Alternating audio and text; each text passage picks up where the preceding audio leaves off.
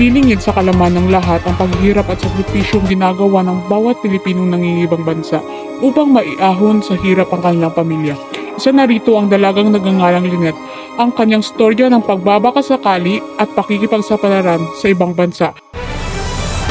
Isang Pilipinang kasambahay abroad ang hinatulan ng kamatayan matapos nitong mapatay ang kanyang among lalaki. Matapos umano siyang gasain ng ilang beses. Nay, alis na po ako. Sige anak, mag-ingat ka. Opo, Nay. Magandang umaga po. Nakita ko po kasing naghahanap kayo ng katulong. Maaari po ba akong mag-apply? Marunong po ako ng mga gawaing bahay. Naku, pasensya ka na iha. Hindi kami tumatanggap ng hindi nakapagtapos sa kolehiyo. Ganun po ba? Sige po, maraming salamat. At nagpatuloy sa paghahanap ng trabaho si Lynette. Magandang umaga po, ma'am. Maaari po bang mag-apply ng trabaho? Kahit anong trabaho po, kaya kong gawin lahat. Naku iha, hindi kami tumatanggap ng trabahante sa ngayon. Wala nang bakante. Malungkot na umuwi si Lynette sa kanilang bahay at hindi niya inaasahan ang kanyang madadatnan. Tandaan nyo, kung hindi pa rin kayo makakabayad sa buwang ito, lumayas na kayo. Hindi ito charity, negosyo ito. Tandaan nyo. Sir, bigyan niyo pa po kami ng isang buwang palugit. Aba, mukhang nakakalimutan nyo na ilang beses ko na kayong pinagbigyan. Mukhang namimihasa na ata kayo ah. Sir, isang palugit na lang po. Pangako, magbabayad po kami. Sige na ho, sir. Nay, ano ho nangyayari dito? Ate, ano nang gagawin natin? Kung aalis tayo dito, saan tayo titira? Sir, kahit ngayon lang ho, pakiusap. Sige, pagbibigyan ko kayo ng isang huling palugit. Kung hindi pa rin kayo makakapagbayad, ihanda nyo na lahat ng gamit nyo. Isang araw ang lumipas. Lit! May maganda akong balita sa iyo. May kakilala akong naghanap ng katulong sa abroad. Di ba kailangan mo ng trabaho? Ito na yun oh, malaking sahod dun. Talaga po? Sige po, tatanggapin ko yan. Kailangan ko po talaga ng trabaho ngayon. Salamat po. Sige, mauna na ako. Makaraan ng ilang buwang paghihintay ni Lynette ay lumipad na ito patungong ibang bansa. Nay, makakapagtrabaho na ako.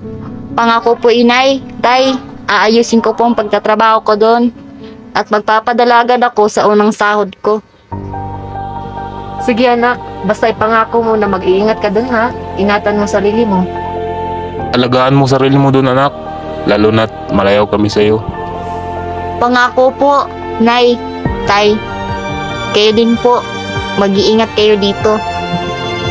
Mag-ingat ka dun ate ha. Pagdating ni Lynette sa ibang bansa ay agad itong ipinakilala sa kanyang papasukan. Good morning po. Good morning Ren, ako nga pala si Lena. Ako ang maghahatid sa'yo sa mga amo mo. At paalala ko lang sa'yo Lynette ha, maraming roles na dapat nating gawin at sundin para magkasundo kayo ng amo mo. Opo, ma'am. Good morning. Ito nga pala ang makakasama mo, Rona. Ay hello, sige po. Madam, the new maid is here. Good morning, madam. Come, sit here. I hope you do well. I don't like stupid people, you understand? Yes, madam. Rona will assist you and tell you things that you need to do. Pilipina ka, di ba? Oo. Buti naman may kasama na ako at miss ko na talaga ang Pinas. Halika dito, ituturo ko sa iyo ang mga trabahong kailangan mong gawin. Sige po. Kinabukasan. Good morning, sir. Are you the new maid? Yes po, sir. Oh, sir, good morning. She's Lynette, the new maid. Okay. Makalipas ang ilang buwan na paninilbihan ni Lynette sa ibang bansa, ay unti-unti nang gumagawa ng kaharasan ang kanyang among lalaki. What are you doing there? I'm just cleaning the toilet, sir. Okay. I just want to talk to you nicely. Dahan-dahan nitong hinawakan sa katawan si Lynette. Sir, what are you doing? Sir, please, don't. Honey, where are you? Come on, let's go. We're late. Hurry up. Are coming, my love. Shut up your mouth or I will kill you. Makalipas ang ilang oras ay nakarating na ang kanyang among lalaki. Good afternoon, sir. Where's madam? She's on her way home. I got home first. Sir?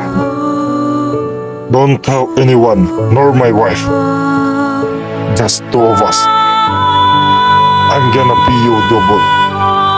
Understand? No, sir. I can't. You agree or I'm gonna kill you. Sir, please. Have mercy. I have my family. I can't do that. I can't. Open the door. Open it. Yes, madam. I'm on my way. Hurry up. Good afternoon, madam. Where's my husband? I don't know, madam. Maybe he's in your room. Okay. Honey! I'm here, my love. My love, we're going on Jeddah tomorrow with my colleagues and I will bring Rona with me. And Rona, pack your things just good for one day. Yes, madam. How about me, my love? Who's gonna drive you there? Oh, Peter will drive me there. Okay, my love. Kinabukasan, Peter, get the car ready. We're going.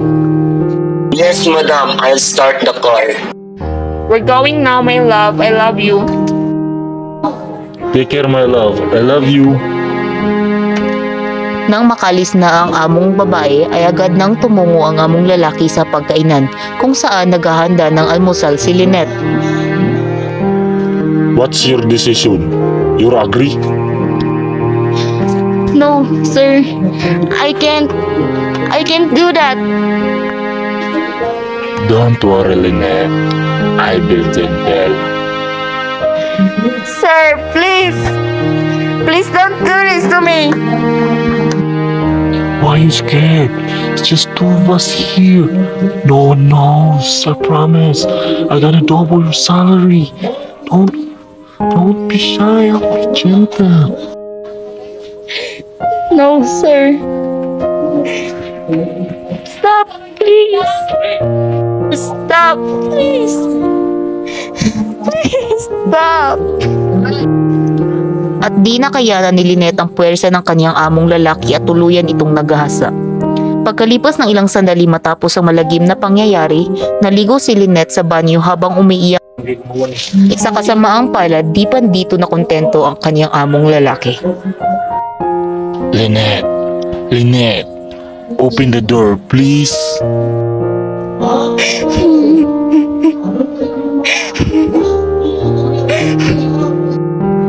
Don't tell anybody, even my wife. Habang walang kalaban-laban si Lynette at inuulit naman ang malagim na pangyayari, walang ibang magawa si Lynette kundi ang umiyak na lang.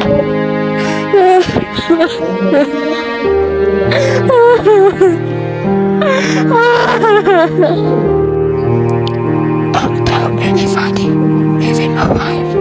If you tell someone, I make sure you can go back to your fucking country. You understand?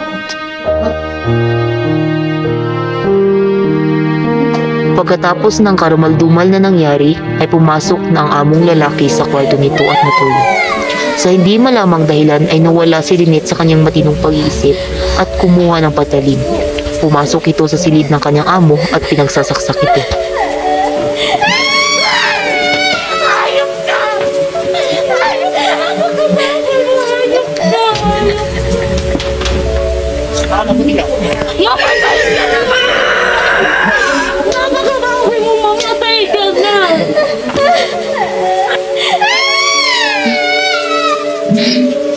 Ano nangyayari?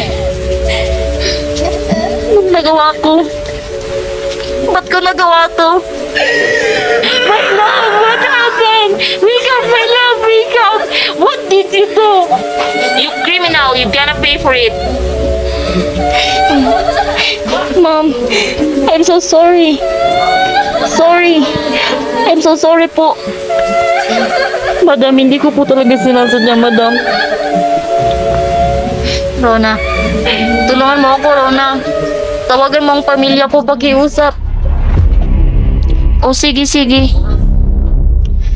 Bakit kaya ang sama ng kutob ko?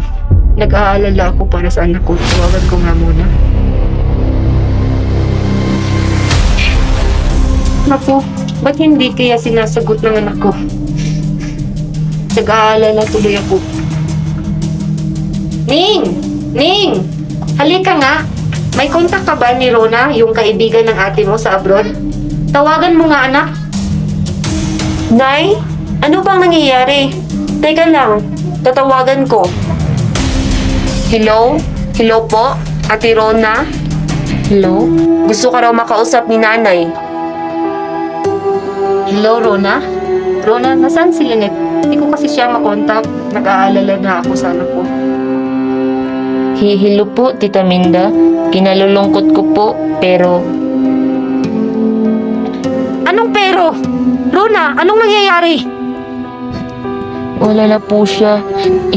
Hinatulan po siya ng kamatayan matapos niyang mapatay ang aming amo. Anak ka! Ate!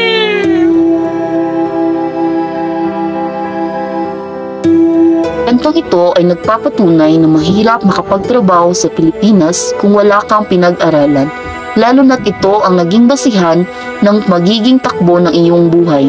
Kaya't ang iba ay naging solusyon ang kikipagsapalaran sa ibang bansa na naging dahilan na malagay sa alanganin ang kanilang buhay. Kaya't ating pasalamatan at bigyang halaga ang sakripisyong ginawa ng bawat Pilipinong nangingibang bansa.